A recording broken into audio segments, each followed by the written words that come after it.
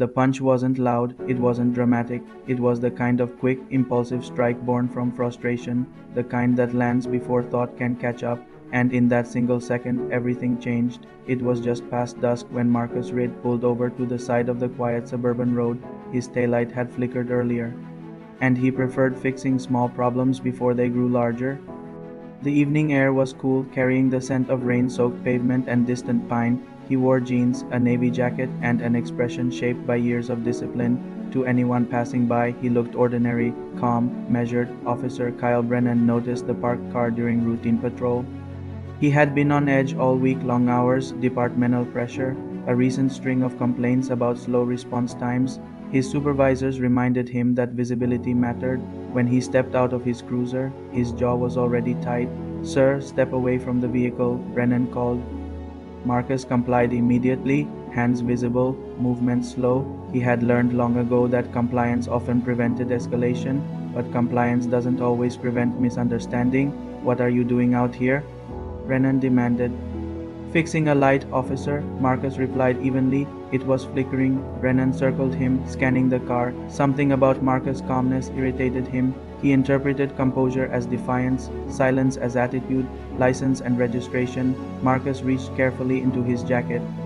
And then it happened. Perhaps Brennan thought the movement was too quick. Perhaps his nerves were already stretched thin. Whatever the reason, his reaction came before clarity. His fist connected sharply with Marcus' cheek.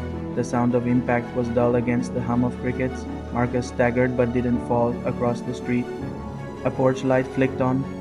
A curtain shifted. A neighbor watched, frozen. Brennan's breath was heavy now, his pulse louder than the night. "Keep your hands where I can see them," he barked. Marcus slowly straightened. His cheek throbbed, metallic taste gathering in his mouth. For a split second, anger flared inside him, hot and human. He could have reacted. He was trained to react. But years of federal fieldwork had etched restraint into his bones. "I was reaching for my identification," Marcus said quietly. There was no accusation in his tone, only fact. Brennan hesitated. The moment stretched uncomfortably. Doubt crept in, thin and unwelcome. On the hood. Now, Marcus placed his wallet carefully on the cruiser's hood and stepped back.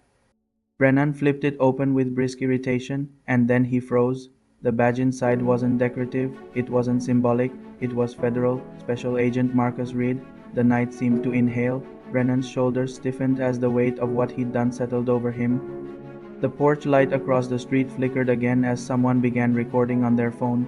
Marcus met his eyes, not with triumph but with something heavier, disappointment. "I understand high-pressure situations," Marcus said slowly, "but pressure doesn't excuse poor judgment." Brennan swallowed. The confidence that had fueled him minutes earlier now felt brittle. "I thought that's the problem," Marcus replied gently. "You thought." Silence pressed between them. In Brennan's mind, images flashed. Academy training, oaths taken. The first time he'd pinned the badge to his uniform, he had wanted to protect, to serve. Somewhere along the way, urgency had started to feel like authority, and authority had begun to feel like power. Marcus felt his cheeks welling, but that wasn't what weighed on him. It was the familiar pattern, the knowledge that, had he been anyone else, this interaction might have ended very differently. A moral crossroads stood between them. Marcus could escalate, file immediate charges, demand suspension. He had every right. Instead, he took a slow breath. "Why did you strike me?" he asked. Brennan's answer came softer this time. "I thought you were reaching for something, and did I give you reason to believe I was a threat?" The question lingered in the cool air. "No," Brennan admitted. Across the street, the neighbor lowered their phone slightly, sensing the shift in tone. Marcus nodded once. "Then tonight becomes a lesson." He stepped closer, not confrontational but firm. "Authority without control is dangerous. You represent more than yourself when you wear that uniform." The words weren't shouted. They didn't need to be. Brennan felt the sting of them deeper than any reprimand. Shame, yes, but also clarity. "I'm sorry," he said, voice unsteady. "I reacted before assessing." Marcus studied him for a long moment. He saw not a villain but a man who had allowed fear to masquerade as instinct.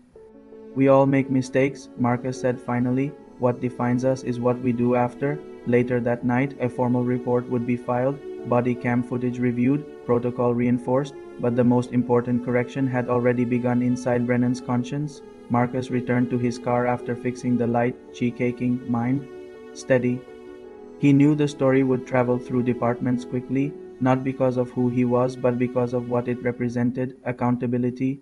The rain began to fall again, gentle against the windshield as he drove away. Brennan remained by his cruiser, staring at his reflection in the side mirror. The uniform looked the same, but he understood now that respect isn't enforced, it's earned. Because true strength is measured not by force but by restraint, and sometimes the quietest response carries the loudest truth.